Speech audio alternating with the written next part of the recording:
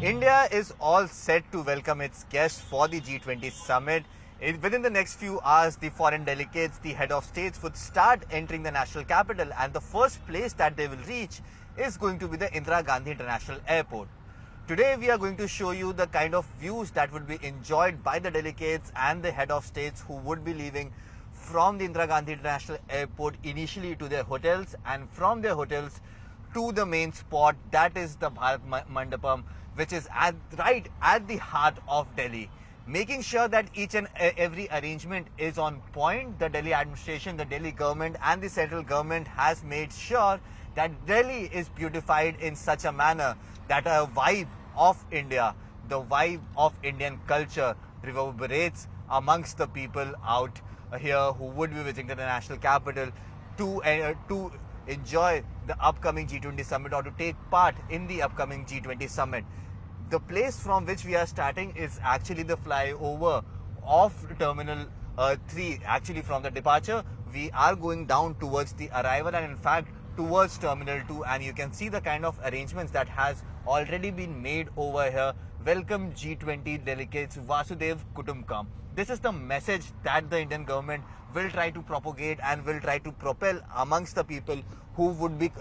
be coming out here to join in this G20 event. The entire arrangements have been made in such a way that each and every detail has been worked up to perfection, making sure that whatever meets the eye, it only gives the vibe of peace, happiness, and tells the story of a rising India and a growing Bharat. Welcome G20 delegates is the boards, are the hoardings that have been put across this stretch of Terminal 3 right to the Aero City. We'll show you what kind of arrangements have been made at each and every place out here, from the manner in which this entire gardens have been set up, making sure that a vibe of green India is given, because remember, India has already promised the world that by 2038 India will be a net zero carbon emitting country, and that is what is being showcased over here. The manner in which this entire stretch has been converted into a green stretch where you can see beautiful plants, beautiful grounds that have been put out everywhere, just to make sure that a very green and a very happy vibe is given to each and every person who would be traveling over here. More than 30,000 officials, security officials, be it of the Delhi Police, CRPF, CISF, ITBP, will be deployed over here at the Indira Gandhi International Airport, making sure that each and every nook and corner is covered with security personnel themselves. And not only that, but CCTV cameras counting into thousands have also been placed in each and every nook and corner of the Indira Gandhi International Airport, making sure that everything is covered under the lens of the camera. Also, if I could ask my camera person Pramod Kumar to show you in the visuals over here, the Namaste that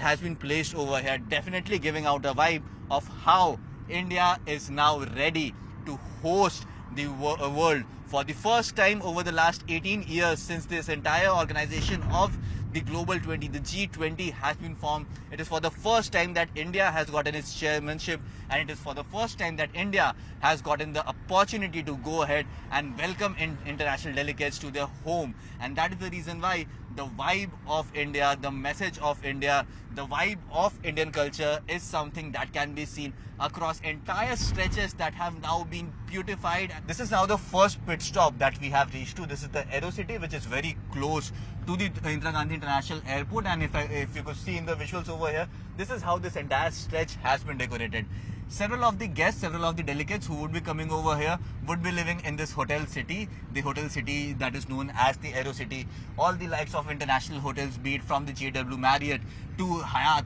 all the international hotels have their outlets over here in which many of the delegates will be staying. And once the delegates reach these hotels have also prepared themselves to welcome all these guests, giving them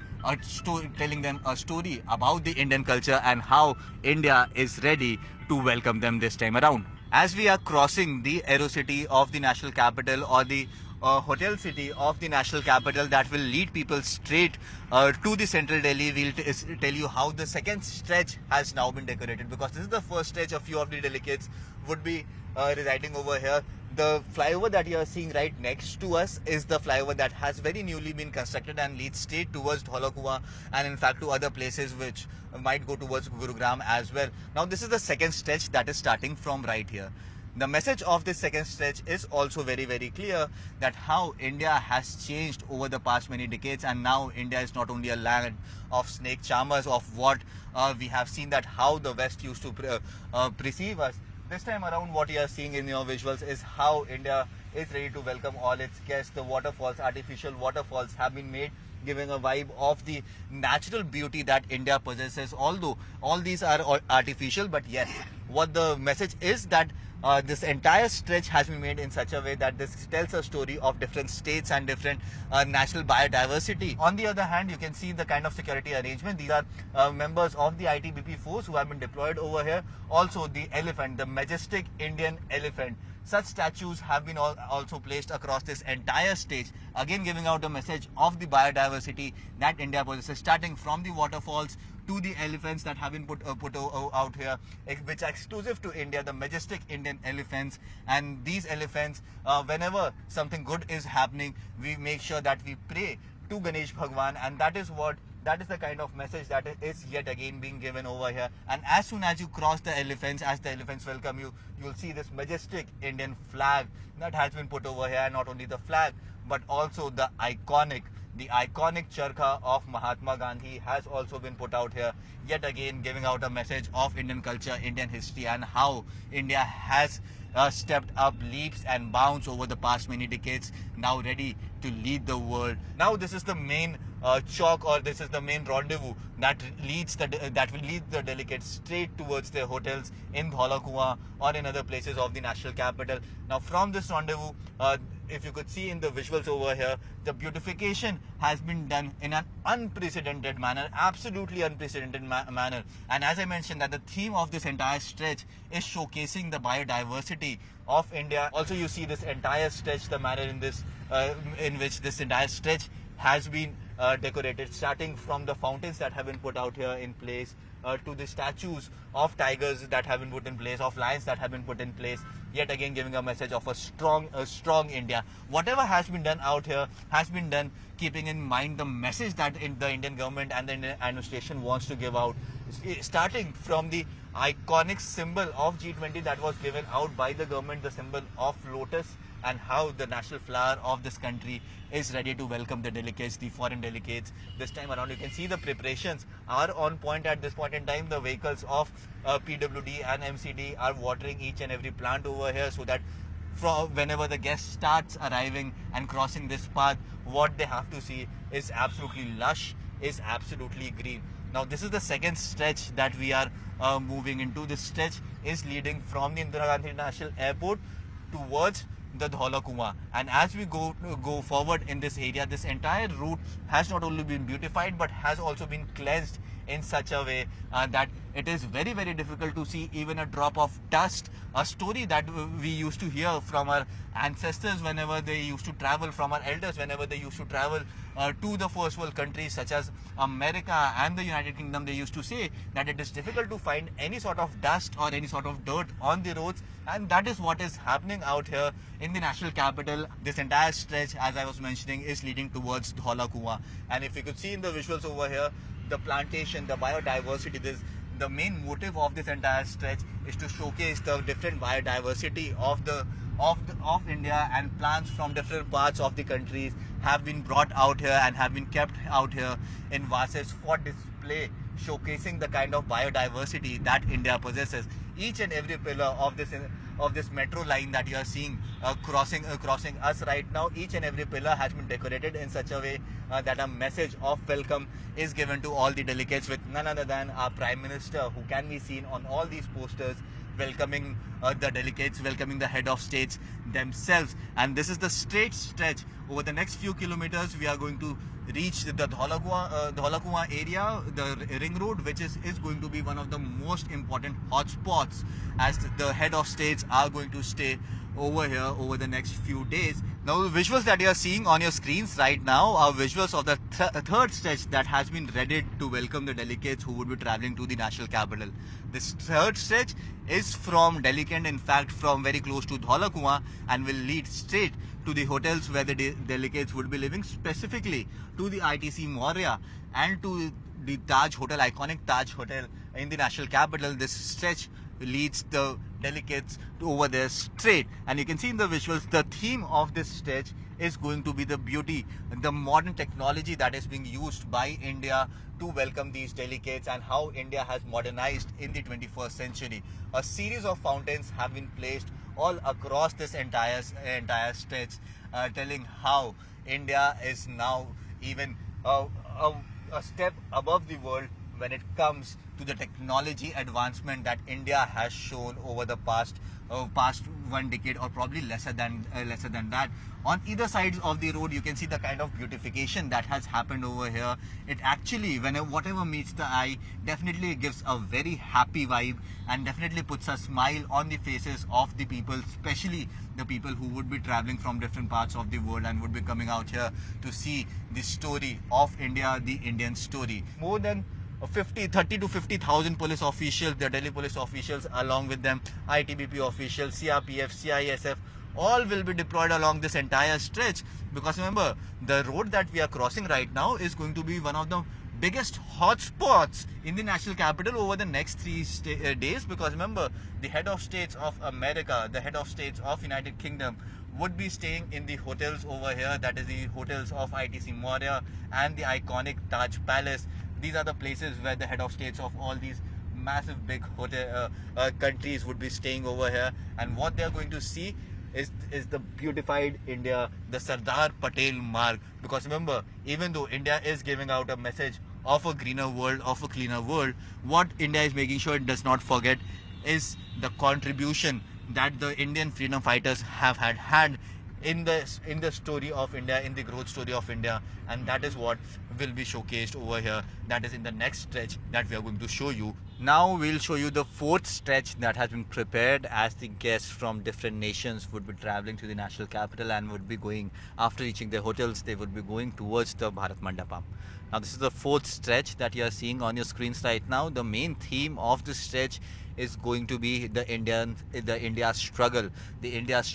to freedom, and how over the past 75 years India has now finally come out on top as a mature democracy, as a mature country, a country that will now lead the entire globe, that is now ready to lead this entire globe. Now, if you could see in the visuals over here, the kind of preparations that have absolutely been made, yet again shows the Indian culture, the Indian flora, the Indian fauna that is on display out here. Not only the national capital, but also from each and every nook and corner of the country. Because remember, the G20 summit that was happening in the country from the past 1 year, the meetings that have happened across all the states, across all the union territories of the country, and that was the mission and that was the motive that India wanted to project when it gets the chance to chair the G20 summit. And this time around, as India is chairing the G20 summit, this is what they are showcasing. Now you can see in the visuals over here, the rendezvous that have been made actually tells a story of the Indian freedom fighters, of how India was once in a grasp of colonial powers, and even before that was in grasp of foreign rulers who came to India, invaded India of its beauty, invaded India of its strengths, invaded India and took away the economy of India. Probably estimate average is somewhere around in trillions of dollars is what the estimate is. And even after that, how India has now grown to the top of the world, how India is now ready to lead the world, to lead the future of this world. And that is what the motto of this time of the G20 event this time around is: one earth, one family, one future. And the message that will be given out is that India will play a pivotal role in that one future that is being showcased through this G20 event. This entire stretch has been developed in such a way that along with the technological, cultural and advancements that have been made by India, the story of the freedom fighters needs to be told. The Indira Gandhi Memorial Trust is right on the right hand side, whereas other old buildings and the Lutyens zone, the Lutyens Delhi is on the right hand side, in fact on the either sides of the streets, because yes, this Lutyen Delhi has also a large history, a large story to tell of how this Lutyen Delhi was set up and was the power capital of the country for many decades when the Britishers were actually